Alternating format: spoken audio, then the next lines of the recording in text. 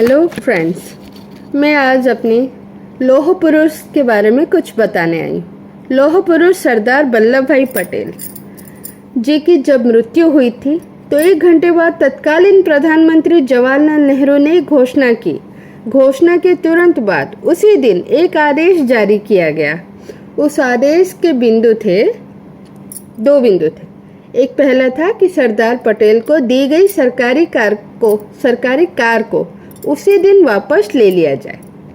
दूसरा बिंदु यह था कि गृह मंत्रालय के वो सचिव या अधिकारी जो भी सरदार पटेल के अंतिम संस्कार में बम्बई जाना चाहते थे वो अपने खर्च पर जाए। लेकिन तत्कालीन गृह सचिव वीपी मेनन ने प्रधानमंत्री नेहरू के इस पत्र का जिक्र अपनी अकस्मात बैठक जो बुलाई गई थी उसमें नहीं किया और सभी अधिकारियों को बिना बताए अपने खर्च पर बम्बई भेज दिया।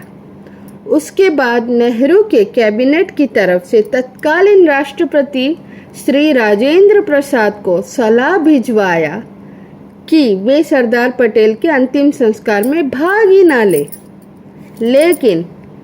लेकिन राजेंद्र प्रसाद के कैबिनेट का सलाह को दरकिनार करते हुए अंतिम संस्कार में जाने का निर्णय लिया।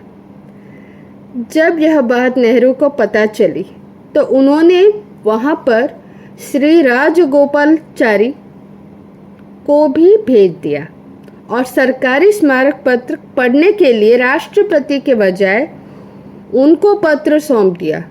इसके बाद कांग्रेस के अंदर यह मांग उठी कि इतने बड़े नेता के याद में सरकार को कुछ करना चाहिए और उनका स्मारक बनना चाहिए। तो नेहरू जी ने पहले तो विरोध ही किया, फिर बाद में कुछ करने की हामी भरी। कुछ दिनों बाद नेहरू ने कहा कि सरदार पटेल किसानों के नेता थे, इसीलिए सरदार पटेल जैसे महान और दिग्गज नेता के नाम पर हम गांव में कुआं खोदेंगे। यह योजना कब शुरू हुई और कब बंद हो गई किसी को पता ही नहीं चल पाया। इसके बाद कांग्रेस के अध्यक्ष के चुनाव में नेहरू के खिलाफ सरदार पटेल के नाम को रखने वाले पुराने और दिग्गज कांग्रेसी नेता पुरुषोत्तम दास टंडन को पार्टी से बाहर कर दिया। ये सब बातें बरबसी ही याद दिलानी पड़ती है।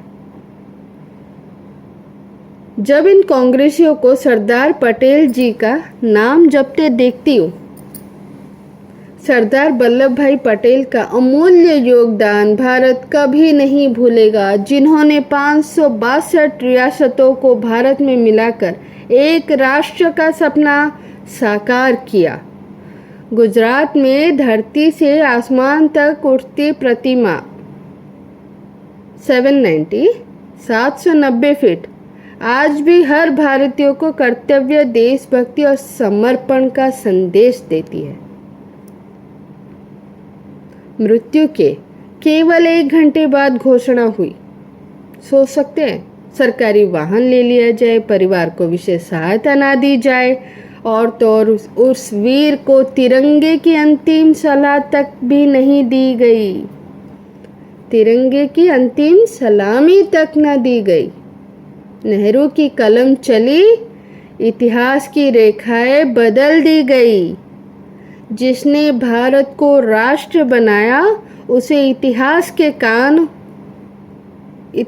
में कहीं दबा दिया गया, कहीं कोने में दबा दिया गया। वो सच्चा सपूत जिसने गर्व से कहा था कि मैं जीवन भर देश के लिए जिया हूँ और अब देश के लिए ही प्राण त्यागूंगा, उसे अंतिम विदाई भी राजकीय मर्यादा से वंचित कर दी गई। समझ सकते हो? क्या यही है देश का न्याय? क्या यही होता है सच्चे राष्ट्र नायकों का मूल्य? अब समय है जागने का। भारत की स्वतंत्रता में अपना अद्भुत योगदान देने वाले और भारत को अखंडता में पिरोने वाले ऐसे सरदार हर बार जन्म नहीं लेते। नमन तुम्हें लोह पुरुष, सत सत नमन। जय हिंद, जय भारत। बाय।